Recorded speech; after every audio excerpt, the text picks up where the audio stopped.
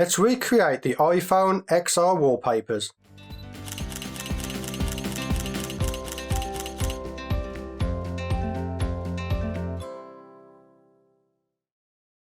Hello, my name is Stuart Wood and welcome to my YouTube channel. If this is your first time here, let's forget that. You already know, click subscribe if you like the channel, if not then don't bother.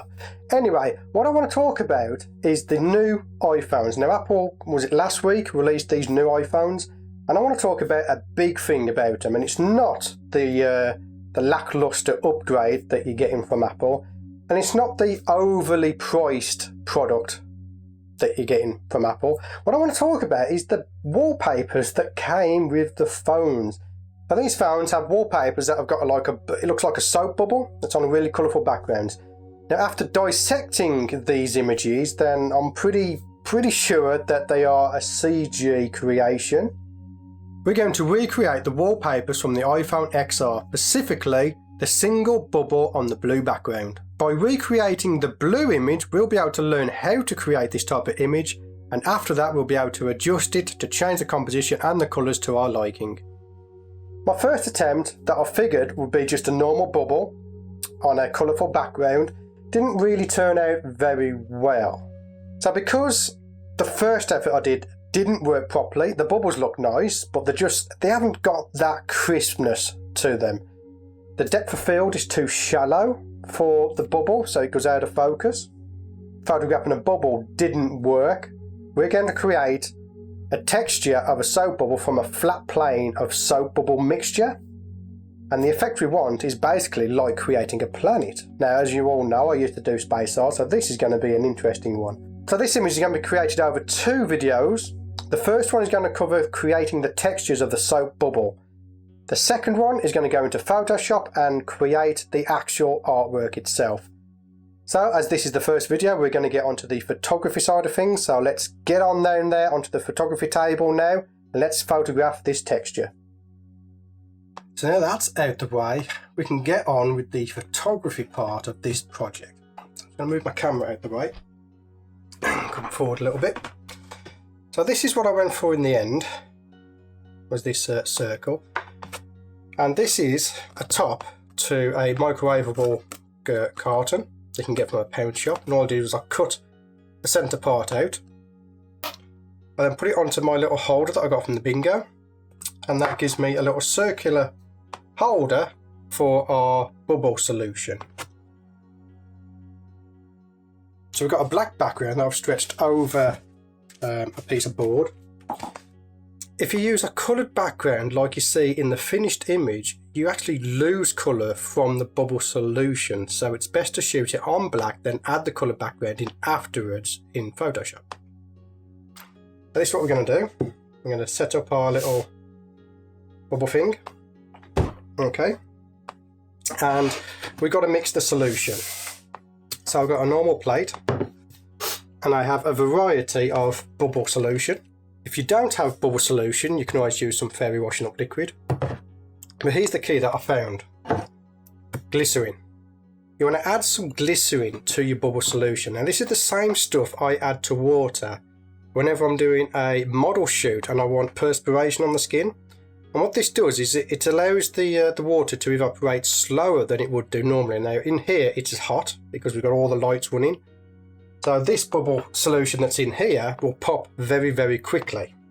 So in order to combat that, we're going to add some glycerin. Now first of all, I'm going to get a little tub.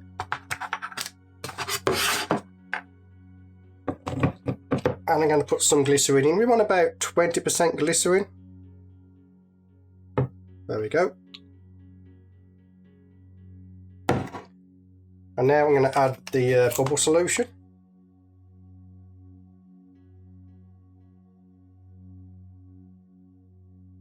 Grab ourselves a little straw, just mix it up. Okay, so that is glycerin. This particular one is from Boots. Okay, and costs a couple of pounds, so it's nothing major. And we tip that onto our plate. Okay. Now we've got that done, I'm just going to test to see if it's going to work. And there we go. We have our bubble solution in there. Hopefully you can see that. And what I'm doing here, I'm turning it so as you can see the solution, and that's the key to getting this shot. If we have the light blasting straight towards it, like out of our twin macro flash, you're not going to see anything at all. Okay? Right. Move that to a side. And this is where it gets complicated. Because what you want to do is you want to try and get this to be level as much as possible, because we want it flat towards the camera. I've just done that.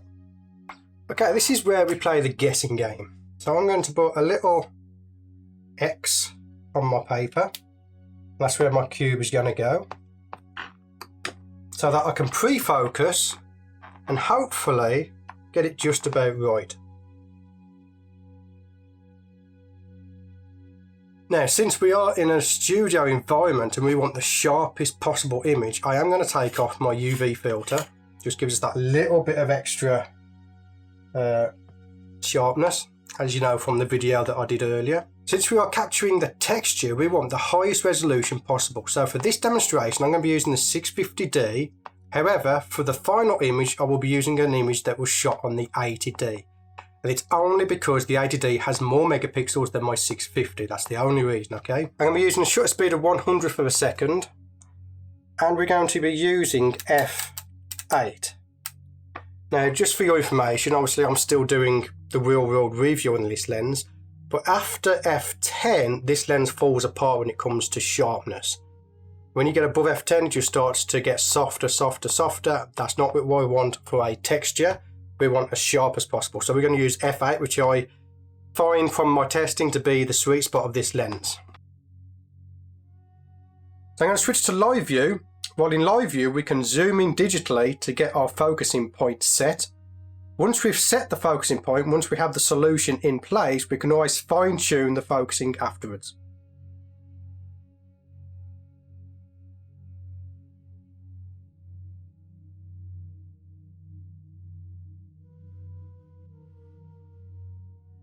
Okay, so I'm at 1/100th of a second on the shutter speed, f8 for the f-stop, and we are at ISO 100. So now we have the studio light here, and what the advantage with this is it has a modelling light on. So we can turn the modelling light on, angle the light until we see the reflection in our bubble solution. And another thing to remember is the longer the solution is in the holder, the more colourful and vibrant it will get.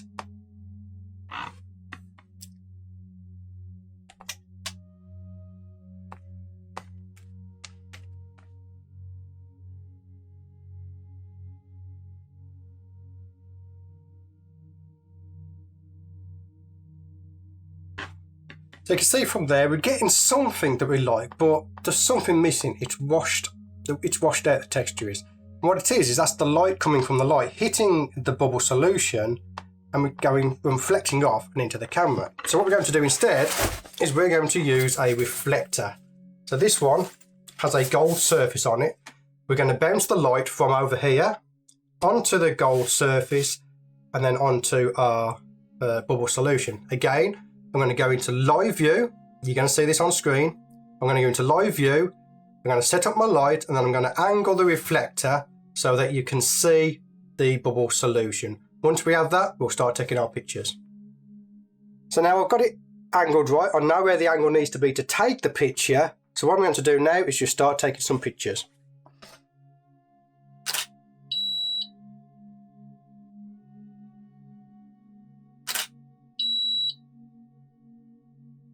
So I've moved the camera back a little bit just so as you can see a bit more clear as what I'm doing. So the light is here. It's coming towards the back of the camera here, where we have the reflector.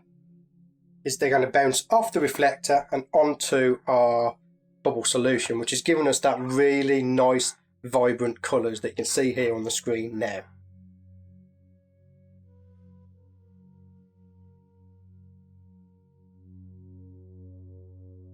So that's it for this video. As you can see, the texture turned out very, very nicely, and it took me hours to figure out exactly how to get that image, so I've compressed it down to a few minutes so it saves you time having to figure out how to do it, and that's basically how I did it, reflecting the light from a studio light off a gold reflector onto the soap bubble solution. Anyway, I hope you found this video useful. I hope you enjoyed it. Give it a thumbs up if you did. Subscribe if you haven't done already, and as always, I'll see you on the next video for the Photoshop editing.